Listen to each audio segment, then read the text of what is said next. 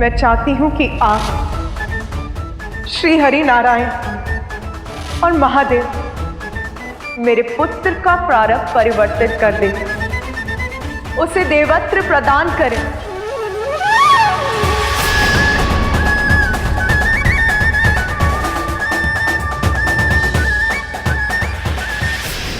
क्षमा करें माता, किंतु मैं आपका ये प्रस्ताव समझने में असमर्थ हूं। क्या केवल भोलेनाथ और आपके पुत्र होने मात्र गजानन को हम देवता के पद पर स्थापित कर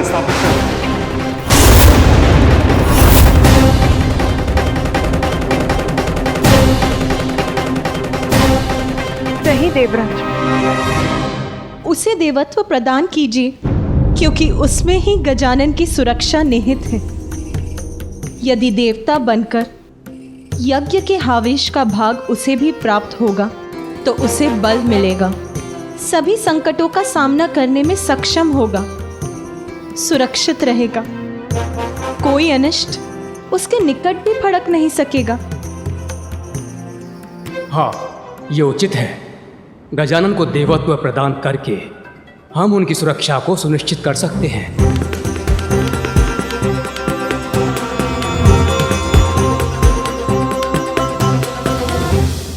किंतु प्रभु, इस संसार में अनेकों बालक हैं और वो भी नाना प्रकार की विपदाओं में घिरे हुए हैं। क्या हम उन्हें सुरक्षित करने मात्र उन्हें देवत्व प्रदान करते क्या ये उचित होगा? और यदि उचित नहीं है तो गजानन को केवल वंश के आधार पर देवत्व प्रदान कर देना उचित होगा।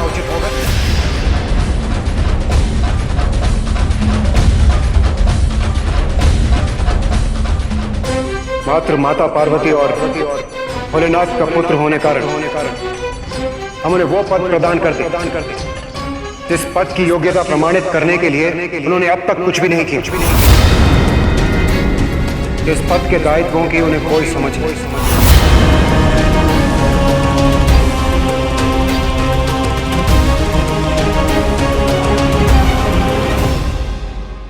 देवराज इंद्र, आप जो भी कहना चाहते हैं स्पष्ट करिए, बताइए हमें आपका क्या प्रस्ताव है।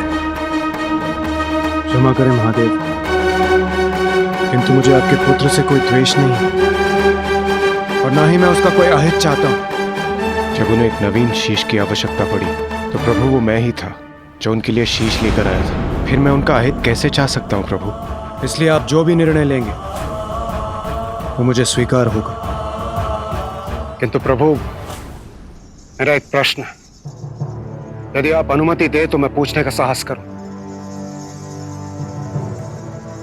प्रभु, क्या देवत्व किसी को भी इतनी सरलता से मिलना चाहिए?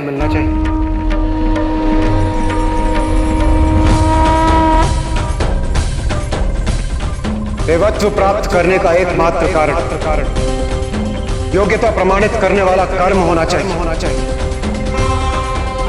जन्म नहीं।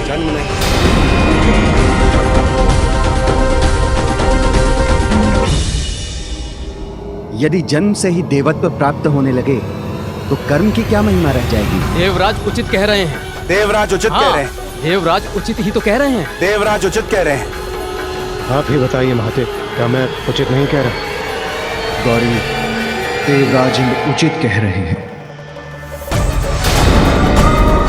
जन्म नहीं, कर्म के आधार पर, वंश नहीं, योग्यता के आधार पर ही देवत्व प्रदान किया जा सकता है। यही उचित है। गजानन अपने कर्म से देवता बनेगा, अन्यथा नहीं, क्योंकि देवता पद के साथ तो संसार का कल्याण जुड़ा है। इसलिए जो अपने कर्मों से अपनी योग्यता प्रमाणित नहीं कर सकता, उसे मात्र उसके वंश, उसकी जन्म के आधार पर देवता बनाना सर्वथा अनुचित है।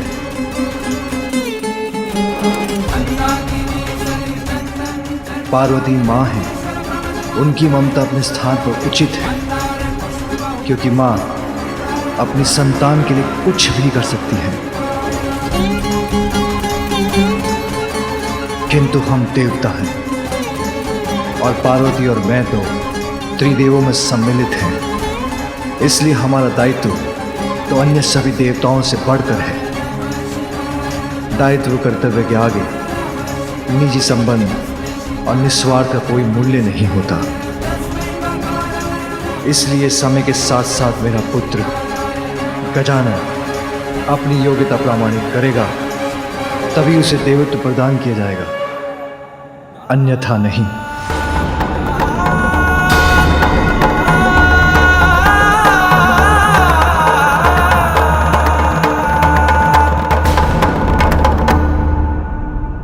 धन्य है महादेव, धन्य है आपका यह न्यायोचित निर्णय।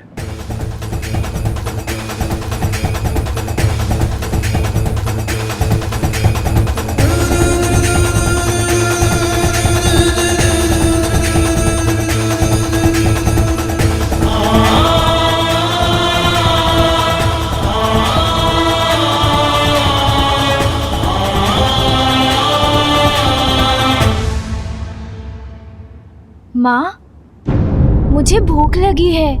मैं बहुत भूखा हूँ माँ। अब क्या मैं कुछ भोजन कर सकता हूँ?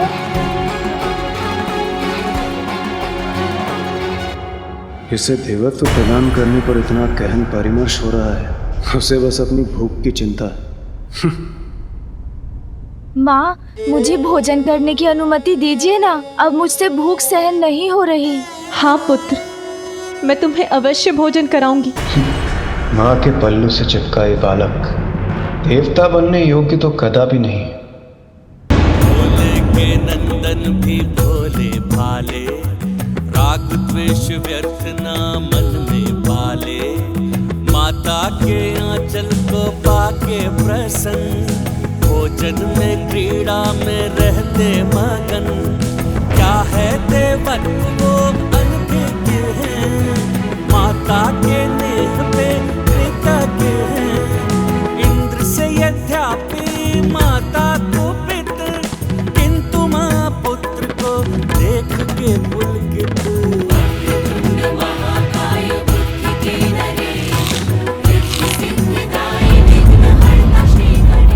आनंद, अति आनंद माँ।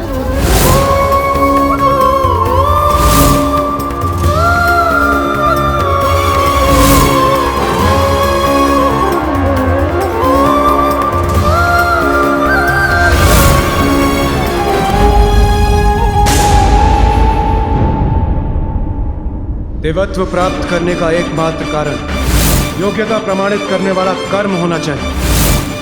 और हाँ, एक कोई थे यहाँ। ऐसा प्रतीत हुआ उन्हें देखकर जैसे वो कोई भयंकर असुर हो। देवराज इंद्र उचित कह रहे हैं। उचित। यदि यही निर्णय है आप सभी का, तो यही उचित। देवराज, उचित और अनुचित, योग्यता और अयोग्यता की बातें करते, ये जानते हुए भी कि मेरे पुत्र ने इतनी कम आयु में इतने विशाल संकटों का सामना किया। और जब उस पर अपने पिता के क्रोध को जागृत करने का संकट छाया, तो उस समय आप सभी सर्वथा योग देवगण में से कोई भी उसकी रक्षा के लिए नहीं आया। उचित तो ये होता देवराज कि आप उससे संघर्ष करने के स्थान पर उसे समझाने का प्रयत्न करते, क्योंकि वो तो एक अयोग्य बालक है और आप सभी योग्यताओं से परिपूर्ण देवराज इंद्र। किंतु माता वो किंतु परंतु नहीं देवराज। उचित तो ये होता कि आप उसकी सुरक्षा का उत्तरदायित्व निभाते। पूर्व में उसके संहार का कारण बने थे आप, और अब उसका तिरस्कार कर रहे हैं। क्या ये उचित है?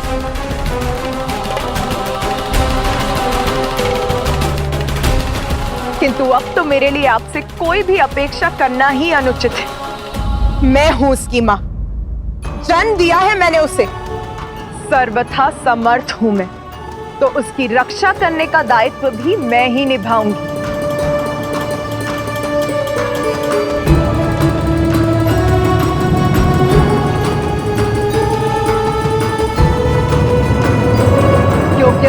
संस्कार जन्म से नहीं आते, कर्म से उन्हें प्राप्त करना होता है।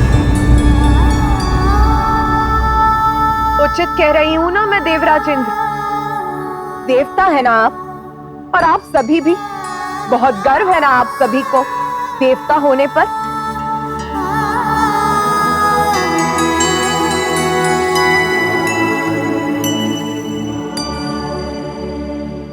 संस्कार और योग्यता उचित और अनुचित के भेद बता रहे हैं ना?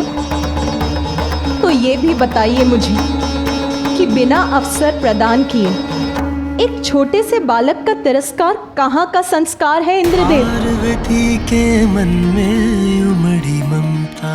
और रही बात योग्यता की, तो वो सभी में होती है। बस उसे निखारने के लिए उचित मार्गदर्शन और निरंतर परिश्रम की ही तो आवश्यकता है। के मन में उमड़ी ममता। अब मैं आपसे एक प्रश्न पूछती हूँ देवराजेंद्र, जब आपको आवश्यकता थी तो आपने मेरे पुत्र कार्तिकेय को सहस्त्र स्वीकार किया। अद्भुत बालक पुत्र कार्तिकेय की स्वीकार ही नहीं किया, उसे देवताओं की सेना का सेनापति भी नियुक्त कर दिया। तब आप संकट में थे ना देवराज, स्वर्ग संकट में था। स्वार्थ था आपका। विपत्ति में उचित और अनुचित का भेद भूल गए हैं आप। और आज जब आवश्यकता नहीं है तो मेरे दूसरे पुत्र गजानन का तिरस्कार कर रहे हैं आप। परंतु माता, मेरा वो अर्थ अनर्थ आपका स्वार्थ नहीं निर्धारित करता इंद्रदेव। आपका अभिमान मेरे पुत्र के अपमान का कारण नहीं बन सकता।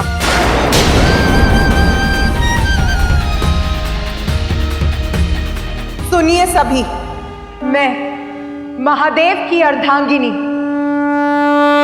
गजानन की माता आप सभी के समक्ष ये प्रण लेती हूं कि मैं अपनी ममता से, अपने संस्कारों से अपने पुत्र को इतना योग्य बनाऊंगी कि वो अपने कर्म से देवता ही नहीं बनेगा, अपितु आप सभी देवता उसकी पूजा करेंगे। सभी देवता उसकी पूजा करेंगे। आप सभी देवता उसकी पूजा करेंगे।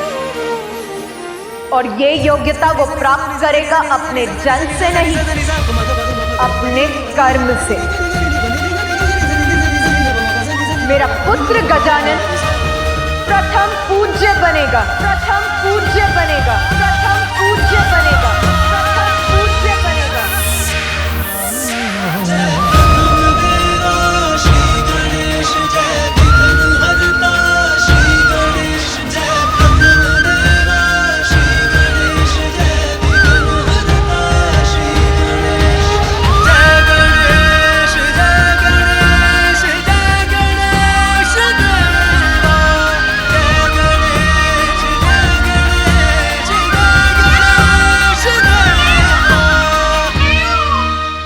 सभी एकत्रित हैं यहाँ।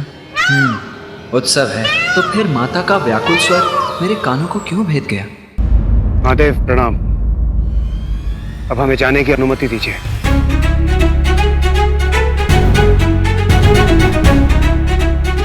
प्रणाम माता।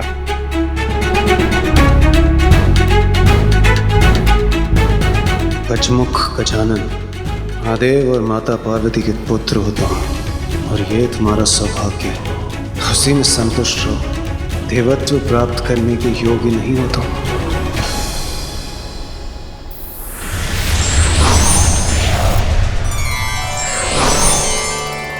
महादेव, अब हमें आज्ञा दीजिए।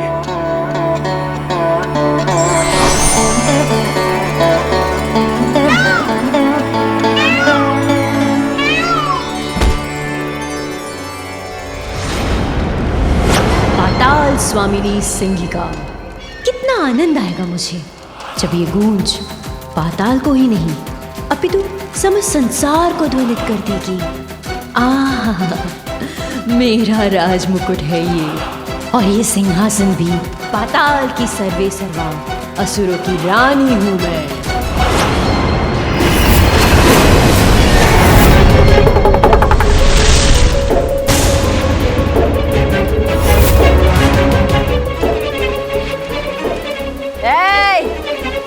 ऐसे नेत्र फाड़ फाड़ के क्या देख रहे हो? झुको मेरे समक्ष, अभिवादन करो मेरा। याद से इस सिंहासन पर मेरा अधिकार है। मैं हूं तुम्हारी रानी, मैं सिंघिका। क्योंकि अब तक तो उस मूर्ख सिंदूरा की कैलाश यात्रा उसकी मृत्यु यात्रा बन चुकी होगी। कैलाश जाकर महादेव और देवी पार्वती के पुत्र का वध करने चला था वो। ब्रह्मदेव के श्राप को झुटलाने चला था वो। अवश्य अब तक उसका अंत हो गया होगा। इसलिए अब सिंदूरा के सिंहासन, उसके साम्राज्य और उसके कक्ष पर मेरा अधिकार है। तो जाओ, जिन ऋषि मुनियों को तुम पकड़ कर लाए हो उन्हें मेरे समक्ष मेरा भोजन बना के प्रस्तुत करो। भूख लगी है मुझे भोजन चाहिए, मुझे भोजन चाहिए, मुझे भोजन चाहिए।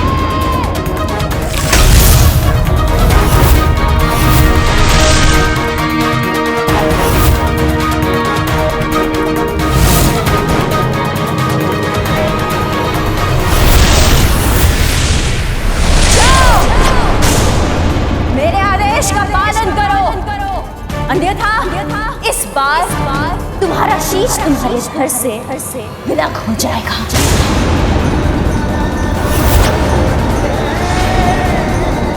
स्वामी, कुछ अनुचित तो नहीं कहा ना मैंने?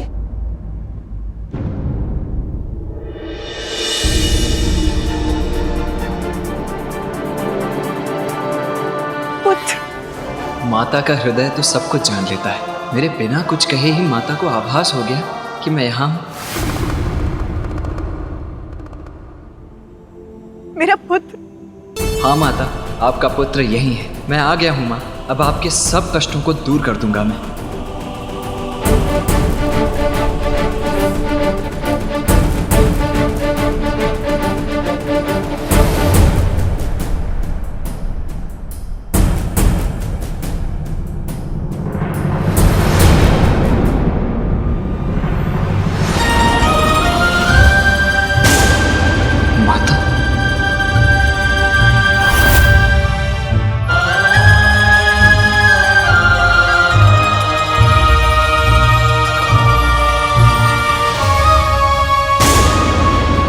माता मुझसे मिलने मुझे आशीष देने नहीं आ रही थी।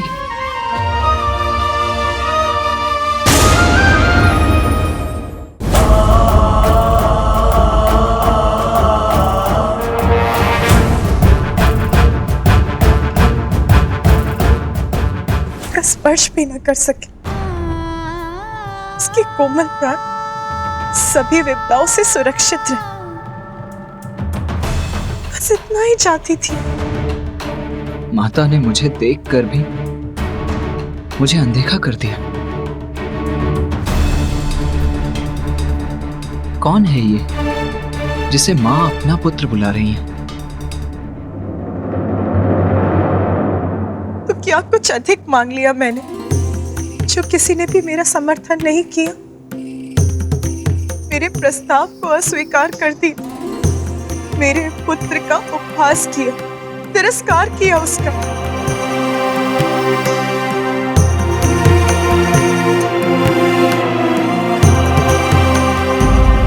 यदि मेरा बड़ा पुत्र कार्तिकेय यहाँ होता तो वो मेरी पीड़ा अवश्य समझता, साथ देता अपनी माँ का।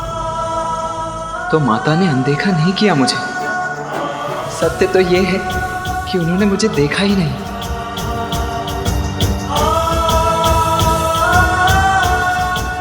माता,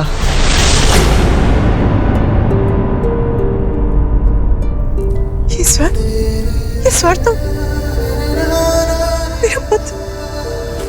कहाँ हो तुम पुत्र? यही हूँ माँ।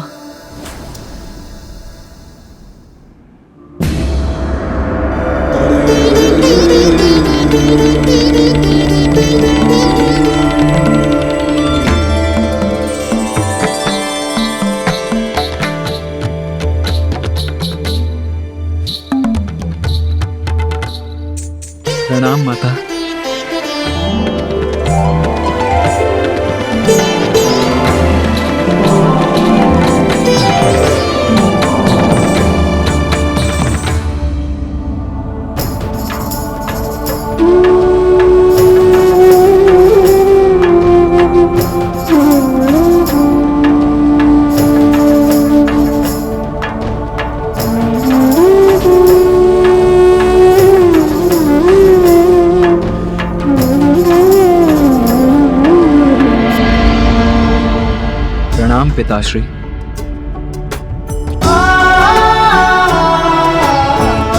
आयुष्मान भव।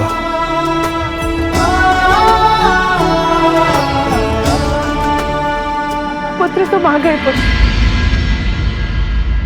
माँ का पुत्र तो मैं हूँ, फिर ये कौन है?